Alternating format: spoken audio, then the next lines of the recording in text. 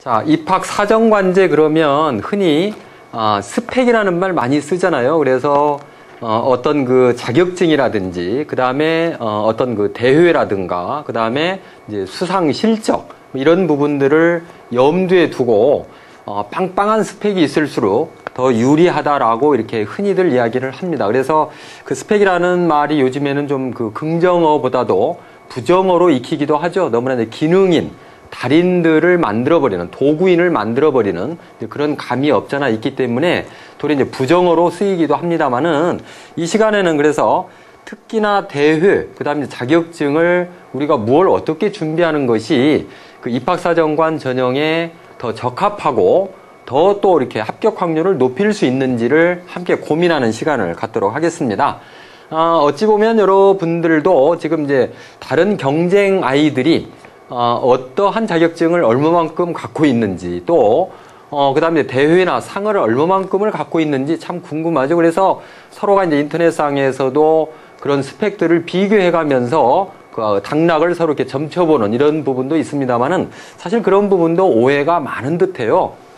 그래서 대학에서 정작 보고자 하는 것은 그런 표면적으로 드러난 전시적인 어떤 이 스펙보다도 정말 그 학생의 내면에 대한 소양, 깊이 있게 그 잠재 가능성을 얼마만큼 갖고 있고 또 그거를 발굴하기 위해서 땀 흘리고 있는 모습, 열정들 이런 것들을 보고자 하는 것이 바로 이제 스펙의 원모습 아니겠습니까? 이제 그런 측면에서 어찌됐든 이제 부담되고 예민하게 이렇게 그 반응할 수 있는 부분이 이런 부분입니다만은 좀 더 자기 중심을 가지고 그 일관되게 자기 꿈과 또 전공 그런 소양들을 하나하나 이렇게 다져가는 하나의 어떤 그 도구들, 자기의 열정을 보였던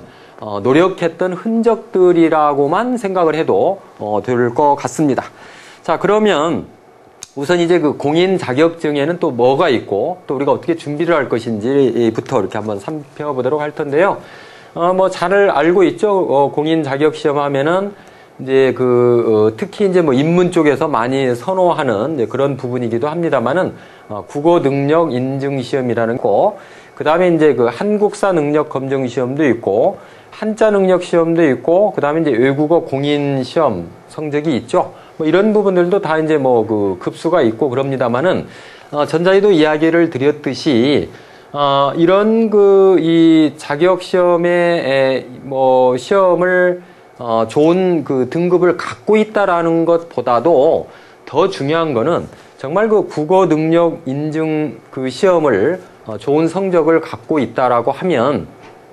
우리나라 말에 대한 언어에 대한 활용 능력이 말하고 듣고 읽기 쓰기가 대단히 좀 역량이 출중한 것이 실질적인 어떤 그 역량 아니겠습니까? 그 다음에 그 한국사 검정 시험을 갖고 있다고 하더라도 자격을 갖고 있다고 하더라도 역사에 대한 의식, 역사에 대한 자기 소양이 있어야 되는데 그런 역사적 소양은 없이 단지 자격증만 딱 갖고 있다라는 것, 뭐 이런 거는 좀 한계가 있지 않겠습니까? 역시 이제 한자나 외국어 공인 시험도 그런 다양한 그 한자나 그 다음에 이제 그 외국어에 대한 다양한 활용 능력이 좀 출중한 것이 더 필요한 것이지 역량이 필요한 것이지 점수 자체만 필요한 건 아니다라는 것 꼭 여러분들 기억을 해 두실 필요가 있겠습니다. 자, 그 다음에 두 번째는 교내의 그 대회 이야기인데요. 이 대회 부분도 입학사정관제가 확대됨에 따라서 이제 여러 가지 그 사설 그런 그 상업적 난립을 해가면서 여러 가지 상 팔기 대회, 상 만들어주기 대회, 스펙 만들어주기 대회, 뭐 이런 걸로 이렇게 전락해버리는 모습을 주변에서 이렇게 자주 목격을 합니다. 상당히 참 유혹할 수 있는 부분이고 또 어떻게 보면 그런 그 자기 개발에 대한 다양한 공적 기관에서의 활발한 이런 그 영역이 없다 보니까 사적으로 이렇게 들어갈 수밖에 없습니다만은 참 이 시점에서 그 굉장히 그 좋은 그 예시 모델을 하나 소개해 드려보고 싶은 것이 이제는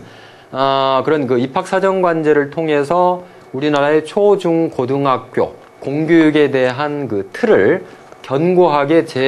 일신할 수 있는 계기를 좀 만들어 봐야 될 거라는 그 다음에 대학도 역시